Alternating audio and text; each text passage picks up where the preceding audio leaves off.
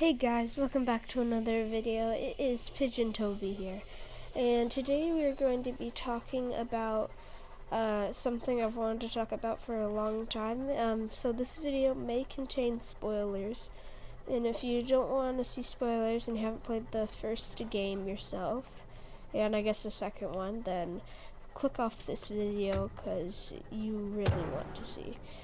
Okay, so now that we got that out of the way, what I wanted to be talking about today is the Degasi, Marguerite Mady is still, how she still is alive in Subnautica below zero.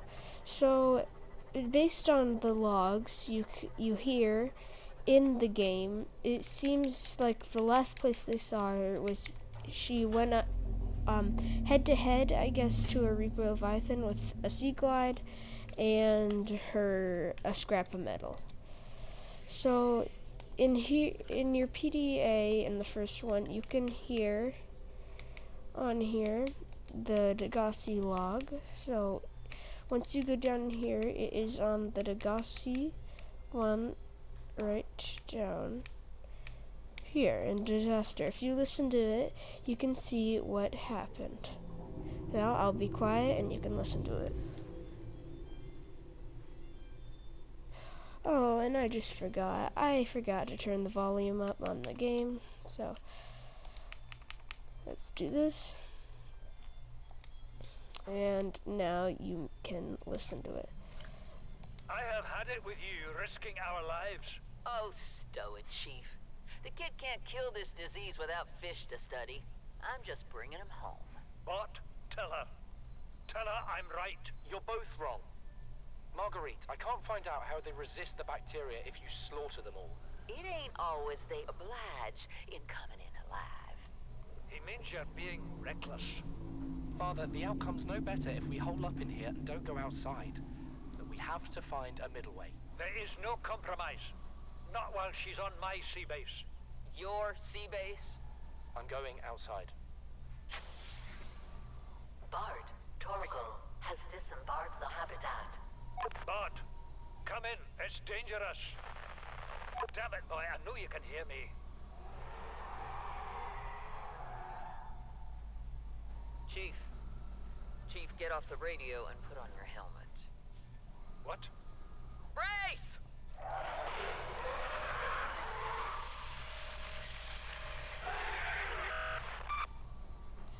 And if you listen to his own log, you can see that it sounds like a Reaper Leviathan attacked it. So once you find him in the logs, you can listen to it.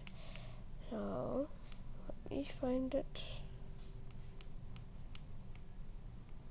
Yes, on this one, the end. Now you can listen. Came out of nowhere.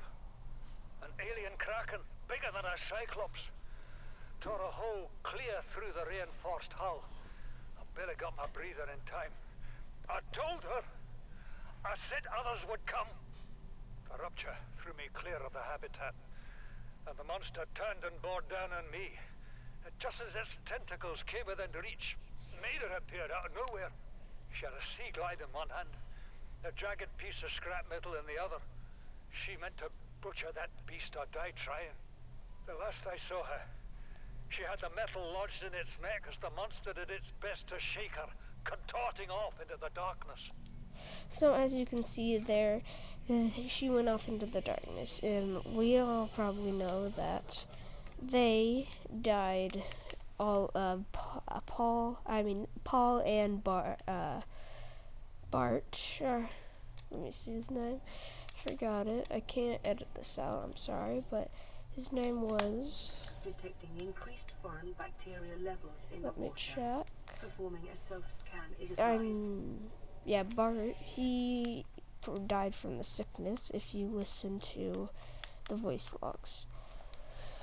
Okay, and the next thing I'm going to have to show you, I can try to edit this out, is probably how she actually, I don't think I can, but the next thing I want to talk about is how did she make it all the way to the Arctic. So if you've seen the end of this first Subnautica, you see a giant Arctic area, and it's a decent size away from the main island. And it's either this planet is really small and it's not as big as it seems, but here's what I think happened.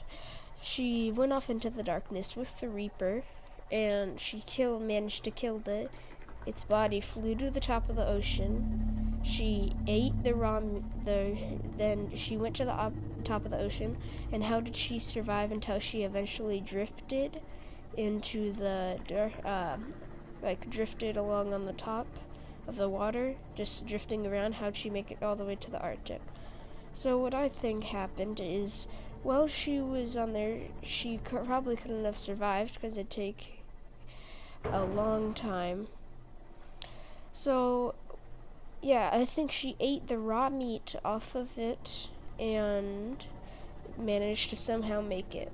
But I can't show the picture, but if you look at certain videos, she has the Reaper skull on her wall. So she had to have made it with the Reaper and somehow hauled it all the way up there. Or there is some sort of other Reaper that exists in the below zero. If you ask me, I don't think a Reaper would want to sit over there. So she would have had to made it with that thing there. Or she could have fought it, went to the surface. Oh, this is thing number 2. The first one was she managed to make it with it floating on the surface.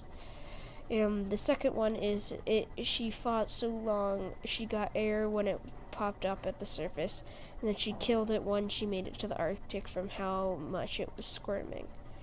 Well, I agree with both of those. Both of those could have happened, and yeah, both of those could happen. That if you just in the comments, depending on who comments on this, just put 1 or 2. Who do you think? What one did you think happened?